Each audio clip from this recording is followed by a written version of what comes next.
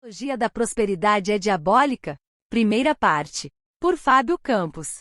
Texto base. Mas o Espírito expressamente diz que nos últimos tempos apostatarão alguns da fé, dando ouvidos a espíritos enganadores, e a doutrinas de demônios. 1 Timóteo 4, versículo 1. A serpente era o mais astuto de todos os animais. Gênesis 3, versículo 1.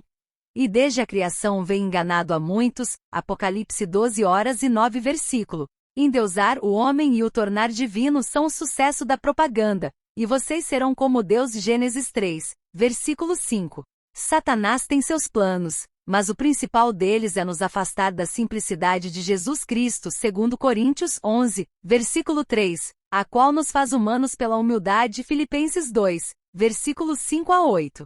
A teologia da prosperidade, movimento também conhecido como confissão positiva e palavra da fé, apregoa que a marca do cristão maduro é a plena saúde física e emocional e a prosperidade material. O cristão da confissão positiva é supercrente, pois acredita que nada o atinge. Esse movimento surgiu na primeira metade do século XX nos Estados Unidos. De acordo com essa doutrina, o cristão não deve ser atingido pelas vicissitudes da vida, assunto que ainda atrai multidões devido às carências da vida. Seus arautos proclamam que a pobreza não faz parte dos propósitos divinos. Na tentativa de fazer do homem um semideus, seus adeptos alegam por ter sido o homem criado à imagem e semelhança de Deus, assim também ele deseja distribuir riqueza, saúde e felicidade àqueles que têm fé e a experimentem intensamente.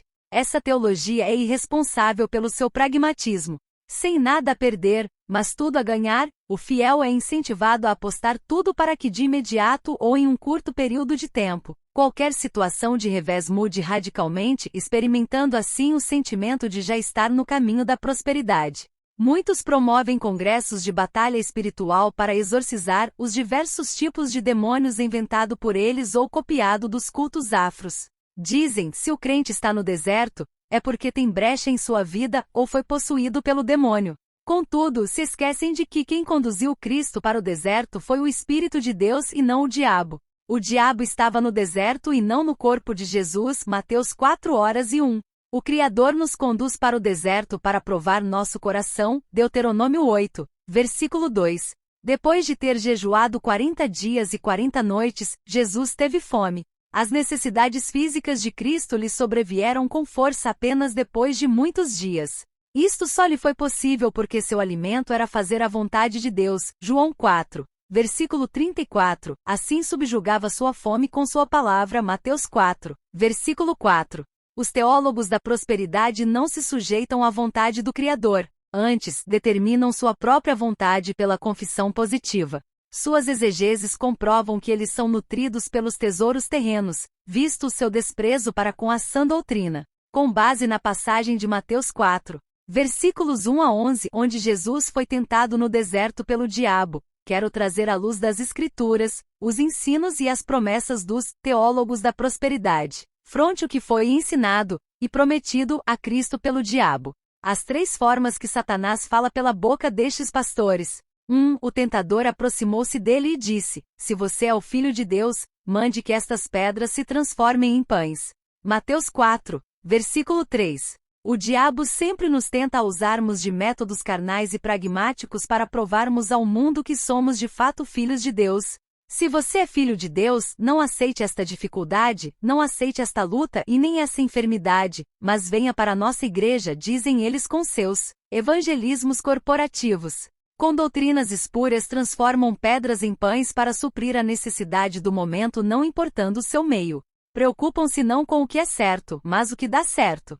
Suas igrejas estão lotadas de pessoas, porém, grande parte, insatisfeitas com aquilo que possuem, sempre querendo mais. Esses agentes de Satanás se colocam na posição de heróis da guerra, mas sem domínio próprio. Provérbios 16, versículo 33, são dominados pela cobiça e sensualidade das riquezas. A verdade da palavra de Deus não faz sentido para eles. Negam o soberano Criador que diz, nem só de pão viverá o homem, mas de toda palavra que sai da boca de Deus. Ela é o verdadeiro alimento, e supri até nossas necessidades físicas em tempos de crises e provações. Deuteronômio 8, versículo 3. Um fato que comprova a malignidade desta teologia se encontra na escassez da palavra nos púlpitos destas igrejas. O contraste disso é a pregação de autoajuda que foca no acúmulo de bens e no bem-estar do homem ao invés de exaltar a Cristo e proclamar a glória de Deus. Nisto prova-se que estão pervertendo a verdade juntando tesouros terrenos.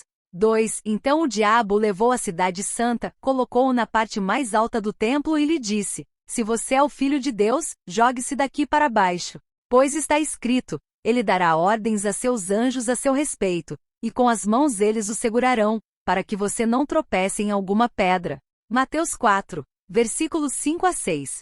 Os pastores transportam muitos para os seus templos. No clima do sacro, colocam seus membros nas partes mais altas dizendo: você nasceu para ser cabeça e não cauda. Vai emprestar ao invés de tomar emprestado, e com a proposta de destaque sobre os demais, seja na igreja, seja na empresa ou na família, dizem: se você é filho de Deus, prove ao mundo esta verdade.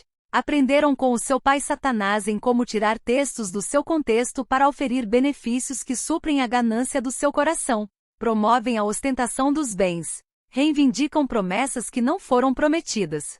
Os crentes carnais, os quais desejam as coisas da carne, caem no seu conto de vigário porque não são seduzidos pelas coisas do Espírito. Romanos 8, versículo 5. Continua. Colaboração: Eurias Rodrigues Carneiro.